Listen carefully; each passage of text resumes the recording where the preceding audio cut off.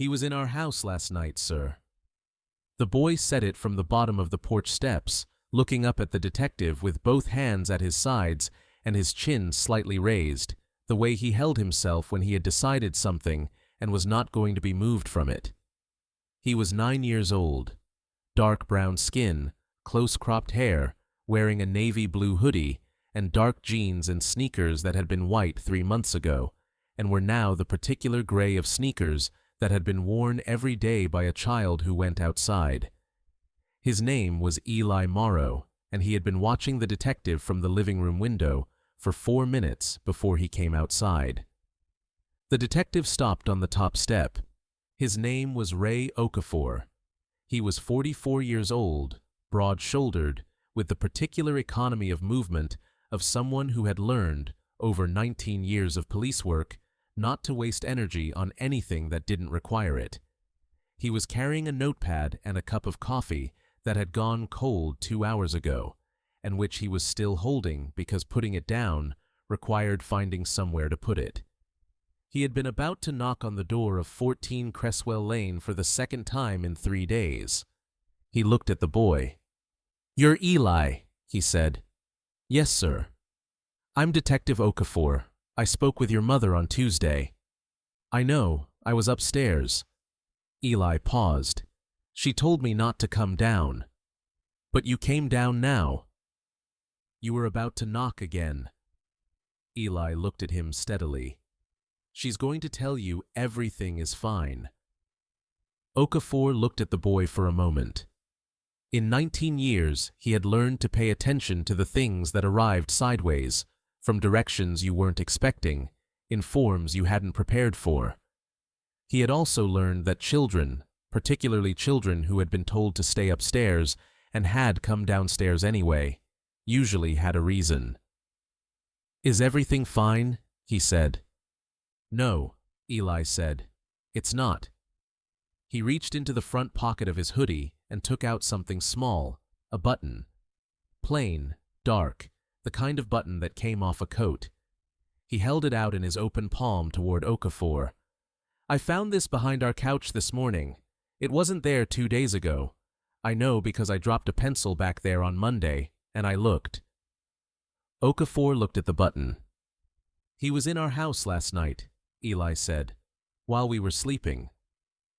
The Morrow house on Cresswell Lane was a narrow 2-story on a quiet residential street in the east of the city, the kind of street where the houses were close together and the trees were old and the neighbors knew each other by first name. Diane Morrow had lived there for 7 years, since before Eli was born, since before the marriage and well before the divorce 2 years ago that had left her and Eli as the house's only occupants. The man Eli was talking about was named Marcus Webb. He was 37 years old, an account manager at the insurance firm where Diane worked, and he had been in Diane's life for 8 months, first as a colleague, then as something she had described to her sister as complicated, and then as something she had stopped describing at all because the description had become difficult to say out loud. Okafor knew some of this. He had taken Diane's initial report on Tuesday, a harassment complaint, a pattern of unwanted contact, several incidents she had described in the careful, measured way of a woman who was frightened and was trying not to appear so. He had noted everything she said. He had also noted several things she hadn't said, the pauses in the wrong places, the answers that were slightly shorter than the questions warranted, the way her eyes moved toward the upstairs landing twice during the interview. He had come back today because the case felt unfinished. Not in the official sense, in the specific sense that a person who had been doing this for 19 years felt when a situation was worse than what had been reported. He had not expected to be met on the porch by a 9-year-old boy with a button. "Eli," he said carefully, "does your mother know you're out here?" "No, sir. She's in the kitchen. She thinks I'm upstairs." "She's going to be worried if she comes out and sees you talking to me." "I know." He didn't move. "But I needed to show you the button before she saw me show it to you." Okafor looked at the button in the boy's palm. Small, dark, 4 holes, the kind of generic button that could have come from any of 100 different coats, not conclusive on its own. But the boy had said, "I know, because I dropped a pencil back there on Monday, and I looked," and that was the kind of specific, verifiable detail that Okafor had learned to treat differently from general impressions. "Tell me about last night," he said. He did not take out his notepad yet.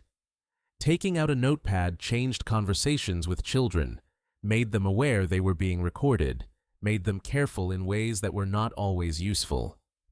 Eli looked at the button in his palm for a moment. Then he closed his fingers around it and looked at Okafor. "I woke up at 2 in the morning," he said. "I heard something downstairs. Not loud, just a sound like something moving. I lay still and listened." He paused. "My mom taught me that. She said if you hear something at night, lie still first and listen before you do anything. Smart advice." The sound stopped after a minute. I thought maybe it was the cat. But then I heard the back door close. He looked at Okafor. "We don't have a cat. We've never had a cat." Okafor was very still.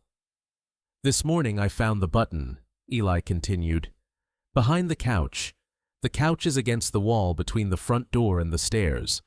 If someone came in through the back door and walked through the living room, they would have passed behind the couch." He paused. "I didn't tell my mom yet. I didn't want her to hide it." Okafor looked at him. "You thought she might hide it." "She hides things when she's scared. She thinks it protects me."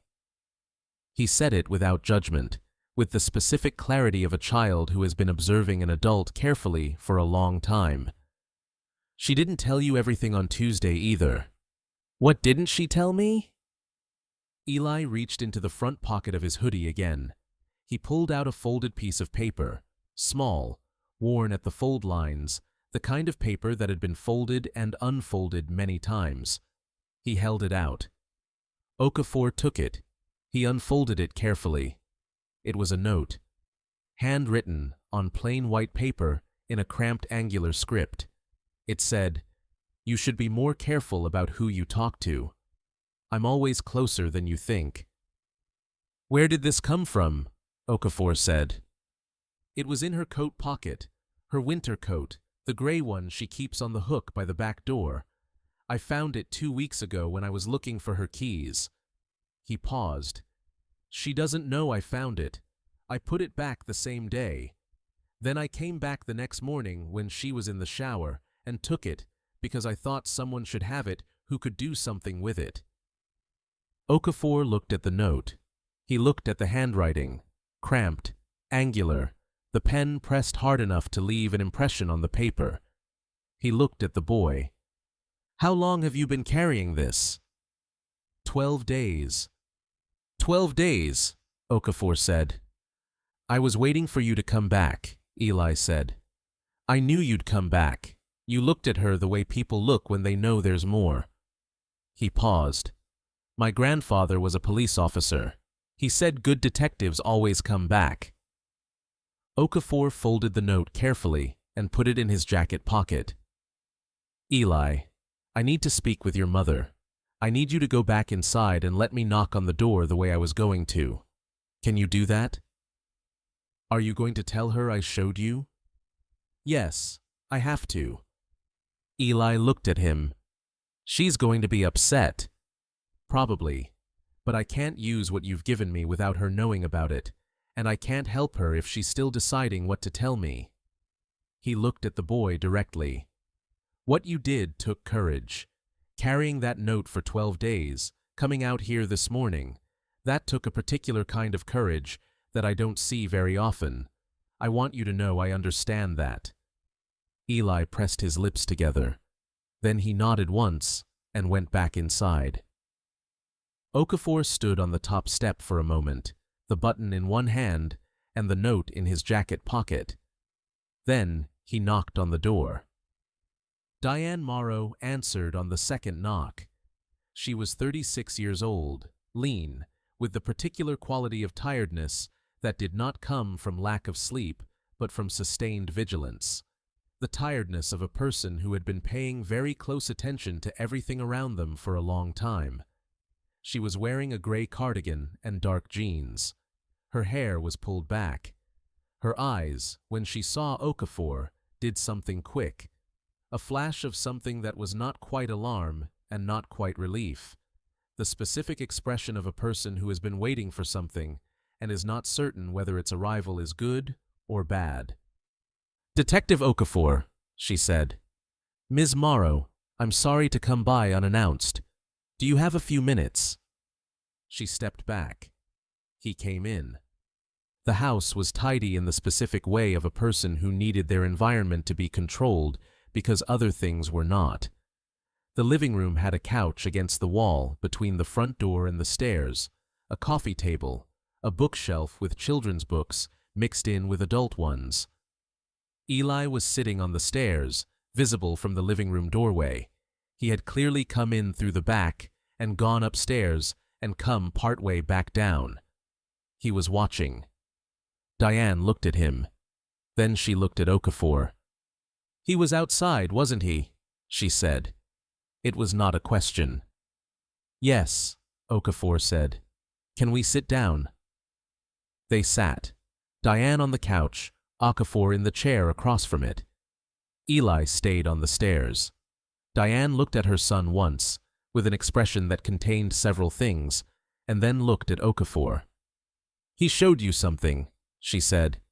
"He showed me two things. I need to talk to you about both of them." Diane's hands were folded in her lap. Her posture was the posture of a person bracing for something they have been bracing for a while. "The note first," Okafor said. He took it from his pocket and held it out. Diane looked at it. She did not take it. She looked at the folded paper in his hand, and her face did the thing it did when a person sees something they hoped had been successfully hidden. A small collapse, quickly controlled. "You knew about the note," Okafor said. "I found it in my coat 3 weeks ago." She was quiet for a moment.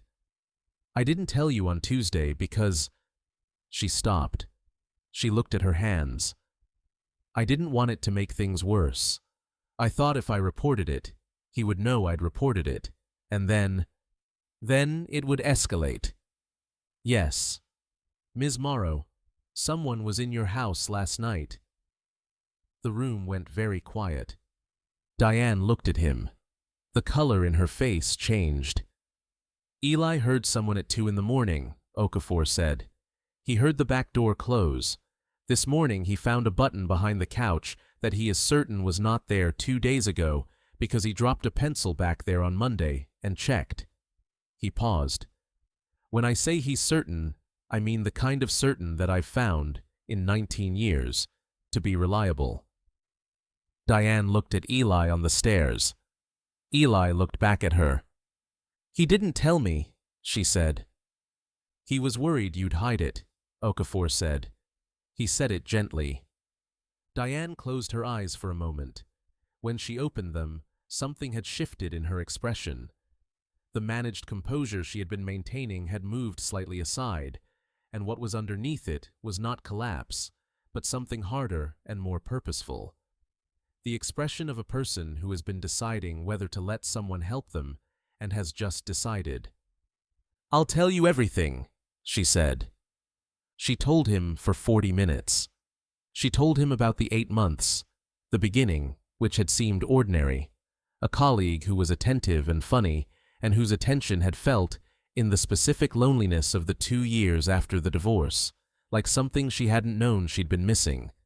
She told him about the point at which the attention began to change character, not dramatically, not all at once, but in the specific accumulative way of a thing that looked different in retrospect than it had looked in the moment. She told him about the texts that came too frequently, the questions that knew too much about where she had been, the morning she had arrived at work to find her parking space taken by a car she didn't recognize, and had looked it up and found it registered to a cousin of Marcus Webb she had never heard him mention. She told him about the night 6 weeks ago when she had come home and found her back door unlocked. She was certain she had locked it. She had checked every room. Nothing was missing. Nothing was disturbed. She had told herself it was possible she had forgotten. She had not forgotten. She told him about the note. She told him about the 3 occasions in the past month when she had called his work line to ask him to stop contacting her, and he had answered with the specific calm of a man who had no intention of stopping and wanted her to know it. Okafor wrote everything down. He wrote it in the flat, ordered way he wrote things when he was going to use them.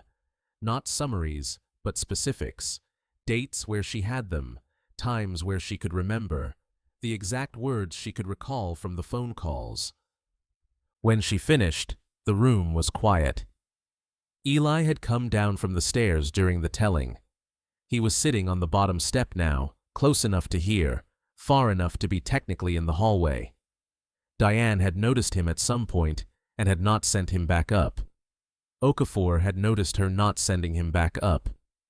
"Ms. Morrow," Okafor said, "I want to be direct with you. What you've described, combined with what Eli found this morning, gives me enough to act on. The note alone is a criminal threat. The entry to your home last night, if we can establish it, is a separate and more serious matter." He paused. "I want to ask you something, and I need a direct answer. Is there any way Marcus Webb had a key to this house?" Diane was quiet for a moment. Then she said, "I changed the locks in January, after the back door." "Did he have a key before January?" A long pause. "We dated briefly in the autumn, before I understood before I ended it." She looked at her hands. "I don't know if he copied it." Okafor nodded. He wrote this down. "The back door lock. What kind?" "Standard deadbolt. Older." "I'm going to have someone come and look at it today," he said. "A forced entry leaves marks even when it's done carefully." He paused. "I'm also going to need a formal statement from you. Everything you told me just now, on the record. Today, if possible." "Yes," she said. "Today." He looked at Eli. "And I'm going to need you to show me exactly where you found the button." Eli stood up from the step. "Yes, sir," he said. The space behind the couch was exactly what Eli had described. A narrow gap between the back of the couch and the wall, accessible from the left end, where the couch didn't quite reach the corner. Eli showed Okafor where the button had been, pointing to a specific spot on the baseboard. Okafor photographed it, and photographed the floor around it and the baseboard itself. Then he went to the back door. The lock was old, a single-cylinder deadbolt, the kind that had been installed perhaps 15 years ago and had never been replaced until January, when Diane had changed it. The new lock was standard, competent, but not high security. Okafor crouched at the lock and looked at it with a small flashlight. He looked at the strike plate. He looked at the edge of the door frame around the bolt housing. He looked for perhaps 3 minutes, which felt longer than 3 minutes in the quiet of the kitchen. Then he stood. "When did you last use this door?" he said to Diane, who was standing in the kitchen doorway. "Yesterday evening. I took the recycling out around 8. "And you locked it?" "Yes, I always lock it. I'm always careful now." Okafor looked at the lock once more. Then he said, "I need to make a call." He made it in the front hallway, brief and quiet. When he came back to the kitchen, his expression had the controlled neutrality of someone who had just confirmed something they expected to confirm. "There are marks on the strike plate," he said, "consistent with manipulation. Not forced entry, not kicked in, not broken. The kind of marks that come from a pick or a bypass tool. Someone who knew what they were doing." He paused. "Someone who had time to practice." Diane's hand came to her mouth. She lowered it deliberately. "He has a key," she said. He may have had one copied before January. He may also have the skill to bypass the new lock. Either way, someone was in this house last night who used the back door to come in and go out and who left a button behind the couch. He looked at Diane. The button is going to the lab today. If there are fibers on it, or if we can match it to a coat. He paused. I need you to think. Does Marcus Webb wear a coat with buttons like this? Dark, plain, 4 holes, this size? Diane looked at the button, which Okafor was holding in an evidence bag. She looked at it for a long moment. His winter coat, she said. Dark gray, wool. It has buttons like that. She paused. He wore it to the firm's November event. I remember because I was standing next to him when he took it off, and I thought how... She stopped. I remember the coat.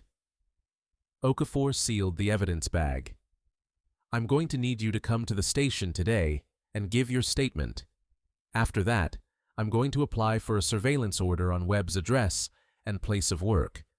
I'm also going to request an emergency protective order, which, given what you've told me and what Eli found this morning, I believe I can get within 24 hours.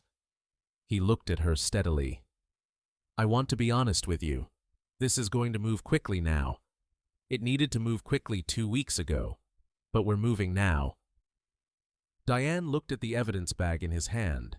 Then she looked at Eli, who was standing in the kitchen doorway behind her. You carried that note for 12 days, she said to him. I knew he'd come back, Eli said. I was waiting. Diane looked at her son for a long moment. The 4 things moved across her face: relief and fear and love, and the specific maternal feeling that had no clean name, the feeling of understanding that your child has been protecting you and not knowing whether to be grateful or devastated that it had been necessary. Come here, she said. He went to her.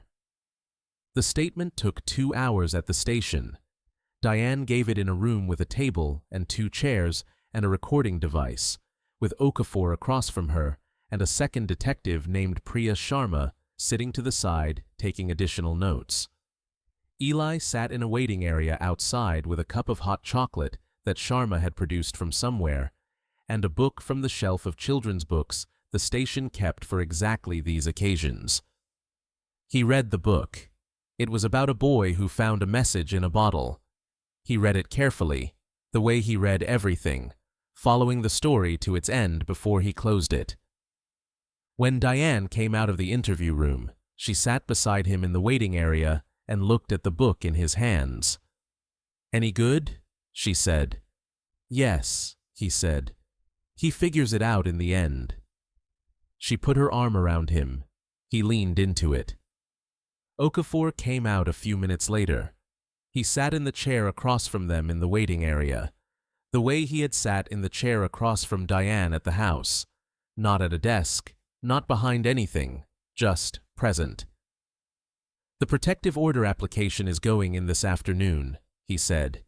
I expect it to be granted by tomorrow morning. In the meantime, I'd like to ask whether you have somewhere you and Eli could stay tonight.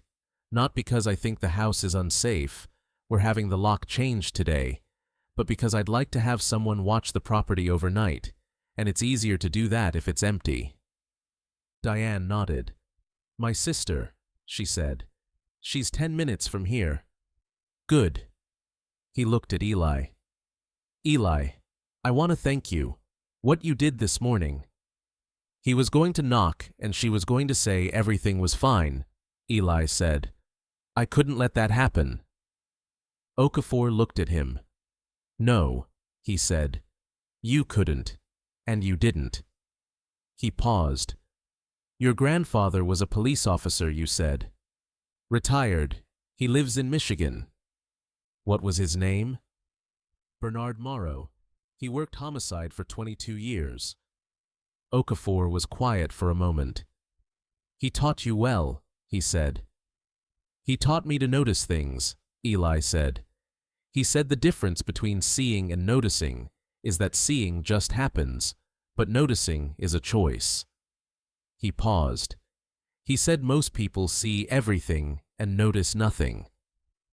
Okafor looked at the boy for a long moment. Then he said, "Your grandfather is right." The protective order was granted at 9:47 the following morning. Marcus Webb was served with it at his place of work at 11:15 in the lobby of the insurance firm on Caldwell Street by two officers in plain clothes who had timed their arrival to coincide with his return from a morning meeting.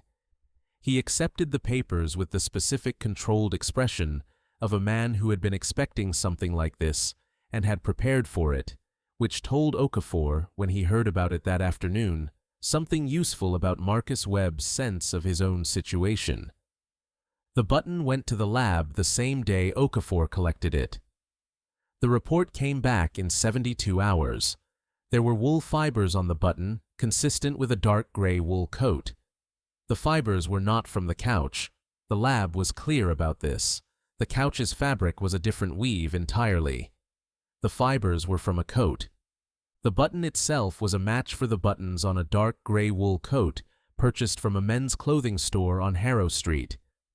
The store had 3 purchase records for that coat in the past 2 years. One of them was for a Marcus Webb credit card 14 months ago. Okafor had one of his better mornings when that report came in. He called Diane. "The button matches," he said. "It came off his coat. We can place him in your living room." There was a silence on the other end of the line. "Are you there?" he said. "Yes," Diane said. "I'm here." Another pause. "Does this mean—" "It means we're charging him. Criminal trespass and criminal harassment. The threat note gives us the harassment charge cleanly. The physical evidence from last night gives us the trespass." He paused. "There may be additional charges as the investigation continues, but we're moving today." Marcus Webb was arrested at his apartment on Thursday morning. He was taken in for questioning, processed, and charged. His lawyer arrived quickly, and the process took on the particular formal quality of legal proceedings: measured, documented, inexorable. Webb said very little in the initial questioning, which his lawyer had advised and which Okafor had expected. What he had not expected was what the search of Webb's apartment produced. The warrant had been obtained the previous afternoon, and the search team had found, in a drawer in Webb's home office, a folder. Inside the folder were photographs, printed from a phone camera, time-stamped, showing the exterior of 14 Cresswell Lane from various angles and distances, showing Diane's car in the driveway, showing Eli walking to school, showing the back garden at night, lit from within by the kitchen light with the shadows of figures visible through the glass. 63 photographs in total. Okafor sat with the folder in the evidence room for a long time after the inventory was complete. Eli walking to school, time-stamped across 3 separate mornings. The boy in his navy hoodie and his gray sneakers, his backpack on, completely unaware. Okafor thought about a 9-year-old boy lying still in the dark at 2 in the morning, listening, coming to the right conclusion about what he had heard, getting up in the morning and checking behind the couch, carrying a note for 12 days, coming outside while his mother thought he was upstairs. He thought about what might have happened if Eli had not come outside. He went back to Cresswell Lane 1 week after the arrest, not because he needed anything. The case was moving, the documentation was solid, the charges were filed, but because there were things he had not said, and he thought they should be said. Diane answered the door.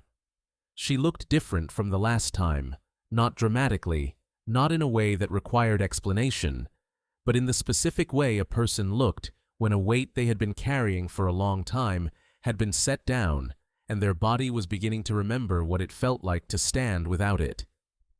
"Detective Okafor," she said. "I'm sorry to come by again. I wanted to let you know how things are progressing in person." He paused. "And I wanted to speak with Eli, if that's all right." She stepped back. He came in. Eli was at the kitchen table doing homework, mathematics, a workbook open in front of him, a pencil in his hand. He looked up when Okafor came in and put the pencil down. "The charges," Okafor said, sitting across from Eli at the kitchen table while Diane stood in the kitchen doorway. "Criminal trespass, criminal harassment. There will likely be additional charges related to what we found in his apartment." He paused. "It's moving." Eli nodded. "What did you find in his apartment?" Okafor looked at Diane. She gave a small nod. "Photographs," Okafor said. "Of the house, of your mother, of you." Eli was quiet for a moment. His expression did the thing it did. Very still, processing. Not frightened, past frightened, in the place that was on the other side of frightened, where things became simply facts that needed to be dealt with. "How many?" he said. 63. Eli looked at the table. Then he looked up at Okafor. He was watching for a long time. "Yes." "And we didn't know?" "No. But you knew something was wrong. And you did something about it." Okafor paused. "I want to ask you something. The morning you came outside, when I was about to knock, were you scared?" Eli thought about it honestly. "Yes," he said. "Not of you. Of my mom being upset. Of saying it wrong. Of you not believing me." He paused. "Of what it meant that he'd been in the house. All of those things made sense to be scared of." "I know. But I thought about my grandfather. He said being scared is what happens before you do the thing, not a reason not to do it." He looked at Okafor. He was right. Okafor looked at the boy at the kitchen table with his mathematics workbook open in front of him and his pencil set down at the edge of the page and his navy hoodie and his gray sneakers and his 9 years. "Bernard Morrow," he said. "Your grandfather." "Yes, sir. I'd like to call him someday, if that's all right with you." Eli looked at him. "Why?" "Because I'd like to tell him," Okafor said, "that he raised a son who raised a grandson who noticed something most adults would have missed, and who did something about it when it mattered, and who probably saved his mother from a situation that was going to become significantly worse." He paused. "I think he'd want to know." Eli pressed his lips together. He looked at the mathematics workbook in front of him for a moment. Then he picked up his pencil. "He'd like that," he said. "He doesn't get many calls." Okafor stood. He shook Diane's hand at the door. He walked down the porch steps of 14 Cresswell Lane in the afternoon light, the same steps he had been standing on when a boy in a navy hoodie had come outside with a button in his hand and told him something his mother couldn't. He got in his car. He sat for a moment before starting the engine. He thought about 63 photographs in a drawer. He thought about a back door with marks on the strike plate. He thought about a note in a coat pocket carried for 12 days by a child who had been waiting for the right person to give it to. He thought about the difference between seeing and noticing. Most people see everything and notice nothing. He started the car. He drove back toward the precinct through the afternoon traffic, the particular October light coming through the windshield at a low angle, catching the dust on the dashboard, the coffee cup in the holder that he still hadn't thrown away. The city moved past the windows in its ordinary way. A woman pushing a stroller. A man arguing with a parking meter. A group of children coming out of a school 3 blocks from Cresswell Lane, their backpacks bouncing, their voices carrying. He thought about Eli among them every morning, walking to school in his navy hoodie and his gray sneakers, while a man with a folder of photographs watched from a car parked down the street. He thought about the note in the coat pocket. 12 days. He had a report to write.